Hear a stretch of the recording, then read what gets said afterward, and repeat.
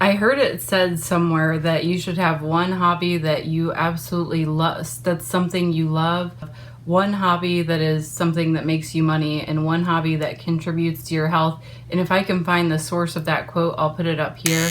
Otherwise, please forgive me. I know I read it somewhere. So for me, I love that, and I actively pursued those hobbies. And I found Poshmark to be the one that I absolutely loved, and also was the one that made me money. eBay was one that made me money, but that I didn't necessarily have my whole, I wouldn't say I love it or loved it, but it makes me money and it's kind of a hobby. And I say these are hobbies because I know now it's my business and it's my job to do these things, but they started off as hobbies. And then the one that improves my health is weightlifting. And I think a good point here to make is that just because a hobby is something that's good for your health or that makes you money, it might not necessarily be like the thing that you're truly passionate about. But the thing with hobbies and why I'm so passionate about them is because they kept me busy and they kept me distracted when I needed to be distracted. Distraction is a really key and vital coping skill. It was for me. I learned it in recovery. I continue to use it to this day, because it was what saved me from all those cravings and triggering and using thoughts. And it helped me to focus on something else that if I repeated and did it enough times, I would start to, my brain would start to associate that with a good thing. And also, I want to make a note and say that I'm going to redo my video. One of my videos got taken down because I didn't understand copyright and music and all that at the time I recorded it. So I did a video more about the science and the brain and how that all works, and how we can work to reprogram our brain and reprogram the pathways that have been ingrained in our habits and our bad habits and our behaviors have ingrained. But for the sake of time, and I'm really trying to keep my videos 20 minutes or less, I know this one's probably going to go over, I'll redo that and I'll try to add more to it and do it in more depth, and the sound will be a little bit better because that one was recorded and it was like really echoey, so it probably needed to be redone anyway. So I'll redo that one.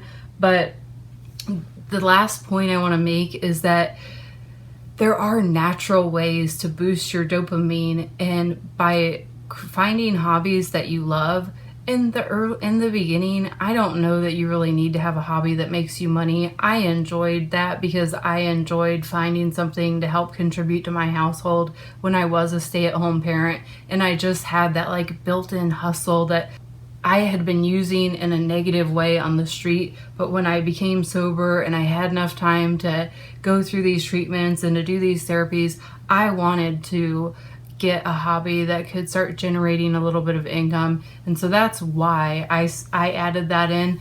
But I think all that really matters in the beginning is that you find some hobbies that you enjoy and that can keep you busy and that can help pass the time and keep you occupied, to basically keep you from doing the bad habits that you used to do. Even if it's just like you're an emotional eater and you like to, go in the kitchen whenever you're feeling bored or overwhelmed or stressed, you're like stress eating or whatever it is.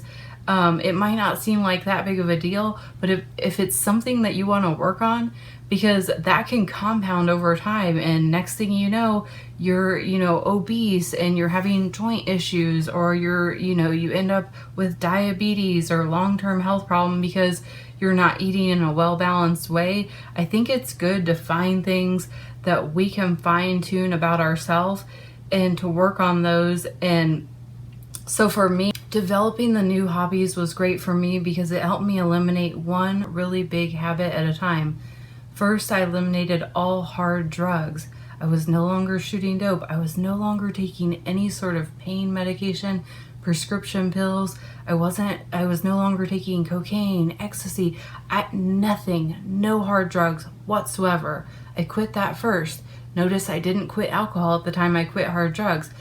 some people, they quit it all at once. I knew for me, that was not even something that I could entertain the thought of being a reality. So I chose to quit the hard drugs, and I worked on that for, I think, I'd say an entire year, maybe year and a half. Then I quit the alcohol. After I quit the alcohol and I felt like I had a grip on that, then I quit the cigarettes. And so for every single thing, it wasn't necessarily that I knew I was going to quit cigarettes at the time I quit the alcohol. When I quit the drugs, I didn't necessarily know that I was going to quit the alcohol. But once I was able to kick one really bad habit, something seemed to happen in my brain. As I started to do the healthy behaviors, it started to kind of contradict with the bad behaviors. So, as I'm working out at the gym, I'm taking cigarette breaks and I'm getting dirty looks from people going in, and the person that I would kind of just be like, who fucking cares what they think about me? But then I would have that thought in myself of like, you're not gonna make any progress if you're still smoking. How are you really gonna be that healthy working out if you're still smoking? It contradicts itself, right? But I knew I wasn't ready to quit the smoking, so I continued to work out and I continued to do this. Finally, I was able to get rid of the drinking. And then I started to think, well, if I could quit the drinking, I could quit the smoking cigarettes. And I started to feel like, well, the cigarette smoke is coming off of me, even though I'm not smoking in front of my son.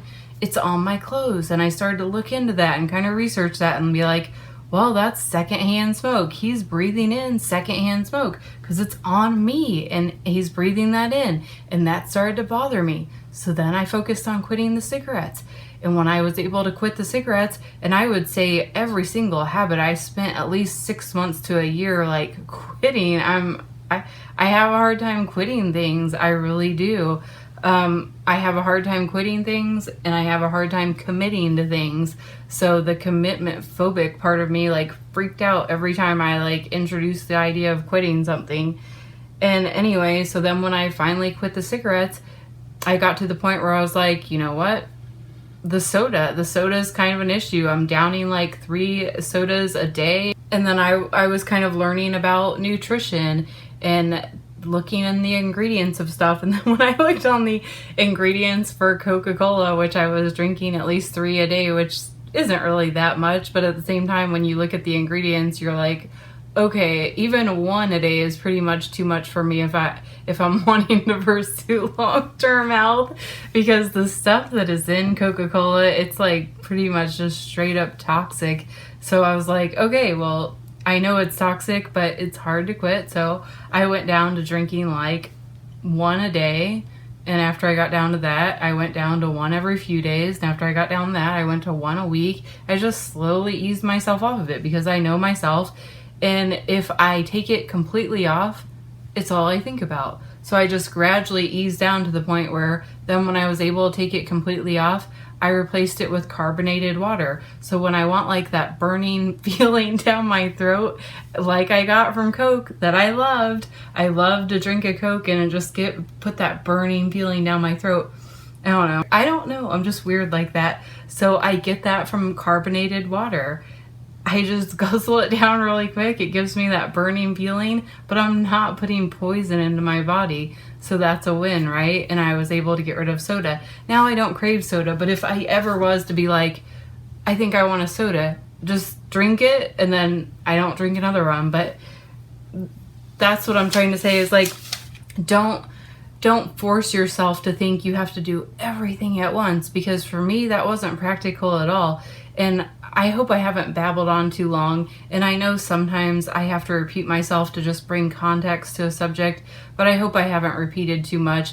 And I just want to encourage anybody out there that's trying to quit a bad habit, especially during times like now when we're inside more. I was finding myself stress eating, so I kind of transitioned that into sewing, and I'm still working on it. And I've been doing like 1 home cooked dessert a week, which I really look forward to, and that kind of helps keep it more in balance for me. And so like, if you think about that, if I fail on that goal and I eat dessert twice a week, that's still a lot better than what I was doing before, which was like eating dessert at least once a day, if not more, because a lot of my snacks were very dessert-like, and so that's all I want to say. I'm not perfect. I still struggle with so many things. I just want to put this out there to encourage anybody else that may be wanting to kick some of their bad habits, that I found hobbies were so crucial, and they seem like such a luxury. But if it's important for you, I just encourage you to make time to develop some of these hobbies and become aware of what you love to do and what you're passionate about, because it'll give you something to look forward to. Especially important if you're working a job you don't enjoy, or you're in that miserable early stages of recovery. It gives you something to look forward to. It can be as simple as getting a library card and checking out books, reading in your free time on things that interest you. It could be anything. It could be going for a hike in nature. Anything, absolutely anything that is healthy and can become a hobby. And for me, it was as weird as smoking yoga. I used to smoke cigarettes while I did like these deep breaths as I was smoking, so obviously it wasn't healthy, but it was healthier than I was before, and it was just a gradual process. So as I had to do all this boring like paperwork and monotonous shit that like normies, as they call them in recovery, like normal everyday people have to do, that are law-abiding citizens. So I had to go down to the Social Security office, get a new Social Security card. All these sorts of things were just so boring and so much waiting and so tedious. So I would practice my new hobby that I made up, which was smoking yoga. So I would be outside of the office as I was waiting to get called, and I would practice my smoking yoga. And it helped calm me down, and it helped bring me happiness, and it made me feel a little silly, like I was doing something that nobody else was doing. And I kind of enjoyed the awkward stares I got from strangers passing by, or the people that laughed at me. I kind of enjoyed that, just because I felt like, I'm doing something that's bringing me peace, and that's all that really matters. So no matter how weird or bizarre your hobby is, obviously I wouldn't recommend smoking yoga or drinking Red Bull. Like, I used to drink Red Bulls while I worked out. Like, I wouldn't recommend those things, because I came from a place of like not knowing anything about health or nutrition, or I had so far to go. I don't think most people will be at that low of a starting point, but still, I just encourage you to do whatever brings you joy, whatever makes you happy, to get your hobbies to a point where your hobbies are healthy. The last thing I want to say before I go is, if you're in that really dark, deep depression and you're in your early recovery, I would just encourage you to seek out maybe just 2 or 3 activities that you can do, something that's going to get you physically moving, something that you just absolutely love, whether it's making art or writing or shopping, I don't know, whatever it is, just anything that can give you something to look forward to. I encourage you to look up healthy ways to boost your dopamine, because I feel like I still know very little about this subject, but it's something that the more I learn about it, the more it helps me, because I'm somebody that still struggles so much with depression. But just know that the longer you go, your brain can start to repair itself with these new habits and new behaviors, and finding natural ways to boost your dopamine. My favorite go-to ways to boost my dopamine are, as I blink, as I have a brain fart, being around peers that are accepting of me. So like being around peers or supportive family members that are accepting of me. I love helping people, even in the smallest ways. It could be anything. It could be anything. It could be smiling at a stranger. It could be opening you probably don't want to open the door for anybody now because social distancing, but yeah, it's helping anybody. I just love to help people. So even if making this video helps somebody, I think making the video is helping me, because I think I'm helping somebody else. Why am I like this? Oh, what else? Exercise is a natural way to boost your dopamine. And food, eating good food is a natural way to boost your dopamine. Don't want to overdo it like me, but making like healthy, nutritious meals. And a lot of times for me, that looks like making a fruit smoothie with some protein powder, because it's going to be filling, but at the same time, it's like really sweet and delicious. And I just love it so much. And then to add on to helping somebody else, maybe I just make 2 and then I'm sharing one with me or my husband. Boom, double dopamine boost right there, because I help somebody and I'm having a healthy, nutritious meal. So I hope this sheds light on the fact that just because you're depressed doesn't mean that you can't come out of it. Doesn't mean doesn't mean that you're going to be bound to all these medications and prescriptions for the rest of your life, because I personally got off all medications and I choose to get my dopamine naturally. No judgment on anybody that needs medication. I completely understand that. It just wasn't for me personally. And so on that note, I'm just going to go ahead and wrap up the video here. As always, thank you so much for watching, and until next week, stay strong, stay grateful, and stay positive. I'll see you guys next week.